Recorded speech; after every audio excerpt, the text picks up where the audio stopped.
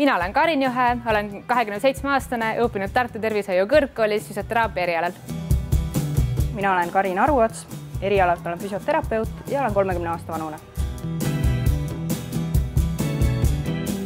Korrigeerivatest sukkpükstest oleme muidugi kuulnud, aga enamasti peaksid nad korrigeerima figuuri. Mida teie sukkpüksid korrigeerivad? Meie sukkpüksid korrigeerivad X-jalgsust, toetades neid alates tallavõlvist kuni põlveni ja ülevalt välja puusedeni. Kui suured X-jalad suudavad teie sukkpüksid otsast sirutada?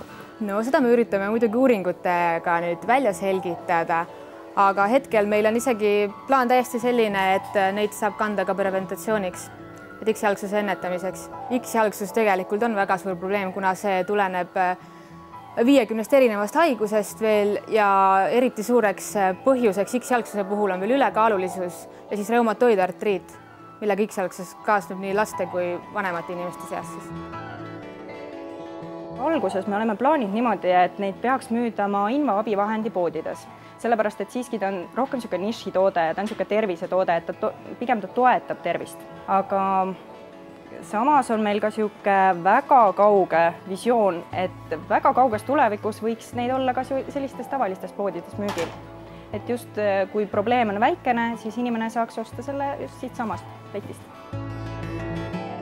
Mida see sukkpüks ühel hetkel, kui ta on juba tootmises ja inimene on ta kandnud, mida ta peaks suutma teha? Ta peaks suutma niimoodi, et ta alustab siit alt võlvi toetamist, mis tõstab ülesse ja siis suunaga põlve suunas, kus ta toetab põlve sisekülge, kus X-jalgsus tavaliselt on vajunud, siis ta mõjutab siit poolt nii lihaseid kui liigeseid õige asendi suunas. Ja sellega peaksid terve alajäseme lihased siis õige asendi suunas minema ja korrigeerima.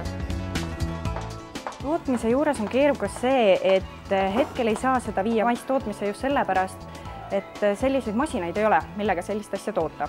Ja praegu me olemegi läinud seda teed, et me konkreetselt mõõdame inimesel, hindame füsioterapeutiliselt tal jalaprobleemi ära ja siis õmbleme käsitsi need sukkpükste sisse. See on väga julge, väga põnev, samas ka lihtne idee. Kuidas te olete kaitsnud oma ideed, et homme mõni tehas juba neid sukkpükse tootma ei hakkaks? Me oleme ühendust võtnud Koppeli patendibürooga ja koostöös nendega siis me teemegi nüüd hetkel oma kasuliku mudeli kaitsmist. Härra Koppel, kuidas ühe hea idee kaitsmine käib? Kas tõesti Karinid tulid seesama jalgkaenlas teie juurde ja ütlesid, et me tahame seda ideed kaitsta? Võib ka nii juhtuda, kuigi antud juhul oli natukene teistmoodi. Nad tulid kenavärviliste maalidega minu juurde, pliiatsijoonistega. Kaitsta saab näiteks patendi või kasuliku mudeliga, eeldusel, et see on siis leiutis. Loomulikult igasuguseid sukkpükse on meeletult palju. Et me otsingut tehes nägime tuhandeid ja tuhandeid erinevaid sukkpükse ja sukki ja kõike selliseid asju. Aga päris sellist ei ole. Siin on tüdrukutel konkreetne mõte, et see sobib ka teraapilisel otstarbel või raviotstarbel ja see on, arvame, et unikaalne. Millised ideed on kaitstavad? Tegelikult mitte päris idee, vaid selle idee rakendus, realisatsioon on kaitstav. Patendi ja kasuliku mudeliga näiteks on kaitstud leiutis. Ja leiutis omakorda on mingi probleemi uus ja leiutustaset omav lahendus. Ehk siis kuskil on probleem, keegi mõtleb välja lahenduse, mille peale teised ei ole mitte kunagi maailmas tulnud, või tähendab sellist lahendust ei ole avalikustatud ja kui ongi selline lahendus, siis on ta patendiga kaitstav. No mina arvan, et eestlased on üle keskmise nutikad ja üle keskmise aktiivsed. Et kaks sellist positiivset komponenti on liitunud, ehk siis nad ei jää selle ideega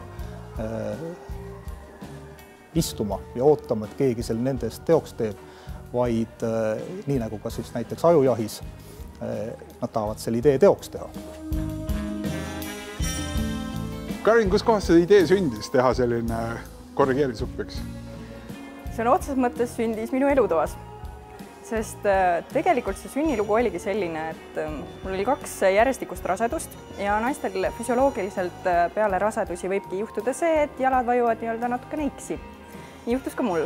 Ja seoses sellega tulid kõik võimalikud põlvevalud, seljavalud ja siis Karin Juhe teipis mu ära kinesioloogilise teibiga ja see toimis väga hästi.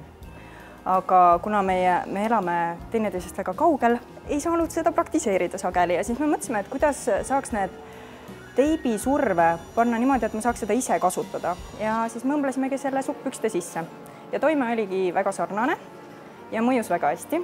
Saingi oma jalad sirgeks ja valud kadusid ka ära.